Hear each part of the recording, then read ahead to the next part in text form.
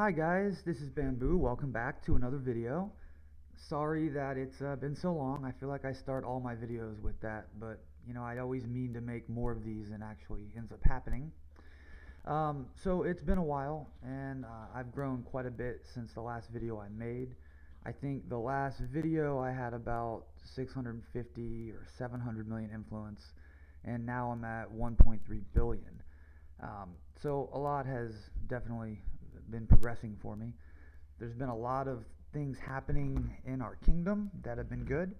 The clan that I was in since pretty much the beginning, we basically ended up merging with the other largest clan that at one point we had a war with, and now we're pretty united. So our tag right at the moment you'll see is United 203, U 203, and this is now pretty much most of our biggest players that wanted to work together.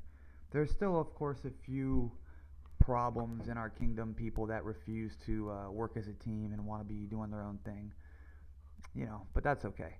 As a whole, our kingdom is doing much better. We have tile peace now. We've had it for quite some time across the board, and we have pretty much peace with attacking towns when there's not an event as well.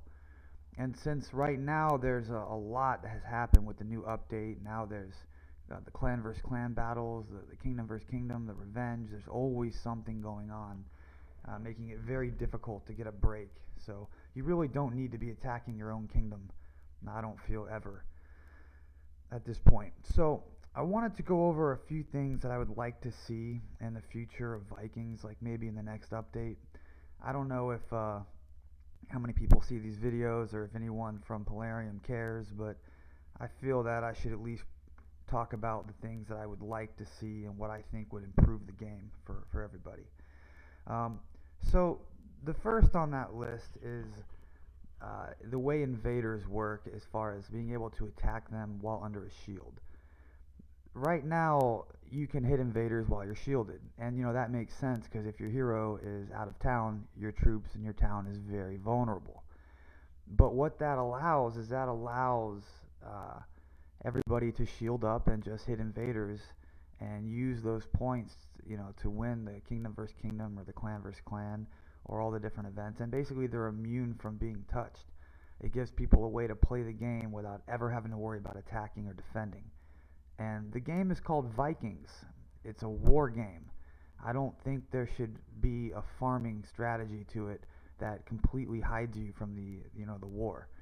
I mean, farming is always a part of games, but I don't like how you can just sit unbubbled, or you can sit bubbled and farm and have nothing happen to you. It kind of ruins a game for me, especially when those are the people that seem to run their mouth in the chat constantly. But so I'd like to see something different happen with the way shields work or invaders work. And I have a few more suggestions. It would be nice if there was some way to break a shield on a town. I mean, I could imagine it would be expensive. Maybe the longer the shield duration, the more it costs to break the shield with your shield breaker. I mean, there just has to be some way to get through this endless bubble that a lot of players put up. It would also kind of solve the problem of banks just shielding and never logging on while they, collect resources and are pretty much immune.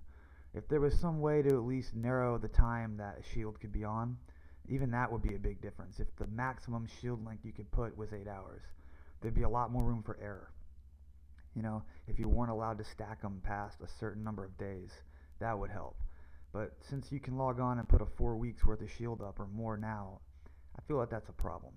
So I'd like to see something different with the shields. I'd like to see some way that should break the shield, or at least shorter duration ones. And even if that doesn't happen, just having like a 1 hour shield, for less gold or less cost would be another thing that would be valuable, since when you attack you have to shield pretty much right away. So next thing is the KVK structure, the kingdom versus kingdom structure. Obviously something needs to change with the way the matchmaking works. I know that we have not been matched with a kingdom newer than us, I think, at all. Maybe one time, and it was very close. But every other time we get a much older kingdom, and they have a lot more developed players and towns, and it's much harder, to do anything about that. So I wish that was more fair.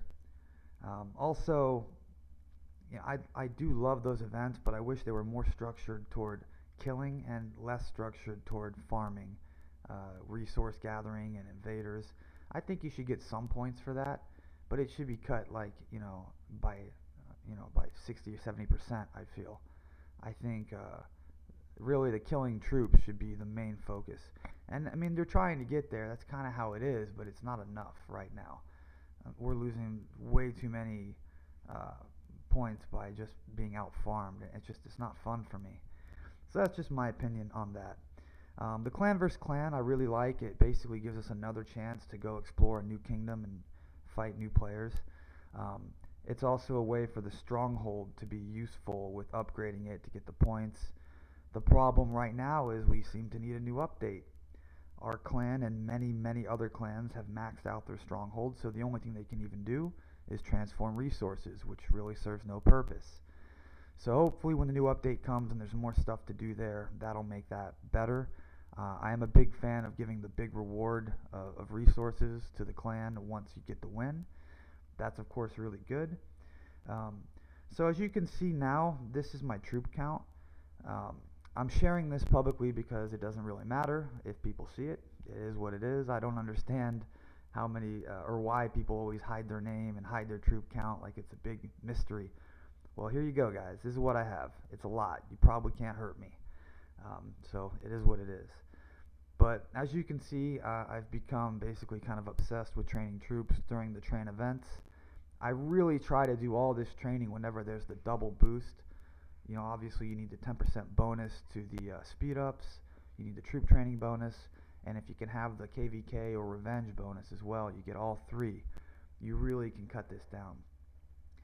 So this is what I have right now. I have an army of T1s, which is really what I use to attack anyway and farm, and I have a good amount of T5s as well, but really I don't use those for much except onslaughts. I used to have a lot more scouts, but I recently ran into a few traps and that didn't go too well for me. And by ran into, I mean voluntarily chose to plow all my troops into them in hopes of getting through. And while it did eventually work, it was not worth it. I'll show you though. This was the last one that actually got through. But this guy slaughtered so many of my scouts. Which is another problem that I feel with this game is the way the scouts work. If you have a million T1 scouts, or more than a full march of faceless, you can't be scouted. And since there's no way to send a larger march, or you can't team up an onslaught with scouts, that's kind of a point in the game that should be fixed. There should be some way to at least get through and scout. At least if you have enough players to do it together. It doesn't really make sense that you can do onslaughts with troops and not with scouts. So I'd like to see that get fixed as well. But not a huge issue, but it would be nice if there was something else to do there. So my town right now is pretty fully developed. It's almost there. I do have 3 level 26 barracks now. And the reason that I have these is because of how many troops I like to train.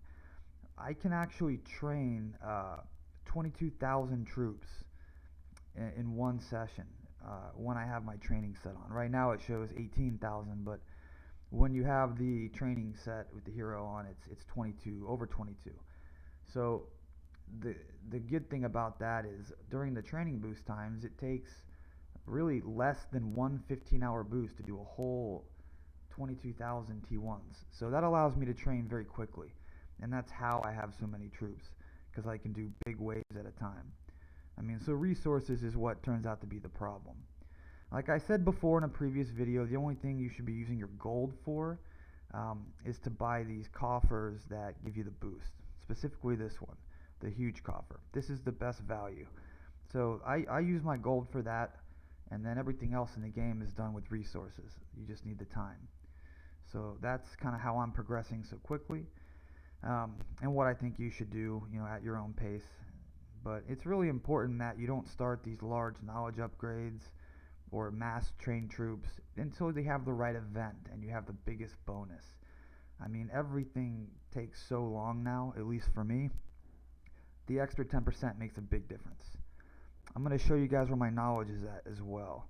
These are the last knowledges in the game, and this is where they're at. So I have 13s now on the left side, and 2 12s and 1 13 on the right side. You can see it costs quite a bit to upgrade each one of these, especially the silver costs. And this is the next one. Oh, it's ugly. I chose to do the offense side first because attacking is much more fun. And speaking of attacking, I wanted to kind of talk about that. I've noticed this trend in the last few events, the kingdom events and the clan versus clan events, that I've been running into a lot of bigger players. And for the most part, they all seem to prefer to not risk their troops. They don't want to do attacks. They don't want to onslaught. They basically just want to sit there shielded, or make traps with their alt accounts. And that's just so lame to me. I don't understand what the point of having all these troops is if you're not going to attack with them. I take way more risk and do way more attacks than most players I've seen anywhere near my level. And because of that, I lose a lot of troops sometimes. But it's a lot more fun for me to actually play the game and try to attack than it is to just stay behind a bubble and keep accruing troops and be safe and not take any risk. This entire clan from this kingdom we're facing is shielded and farming constantly. It's just painful. But all is well. I'm enjoying the game, and I'm gonna try to maybe make some new strategies that'll be more effective. I'm certainly interested to hear your guys's, any advice you guys have. I'm happy to take it, and if you have any questions for me, I'm happy to give it. Really just waiting on the new update at this point. Everything else is pretty much on autopilot at this point.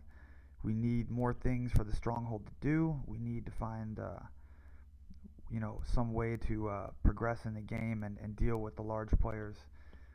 So hopefully some updates happen soon. But anyway, I wanted to share where we're at. I don't really have much good stuff to show you. I have that one spy that finally got through.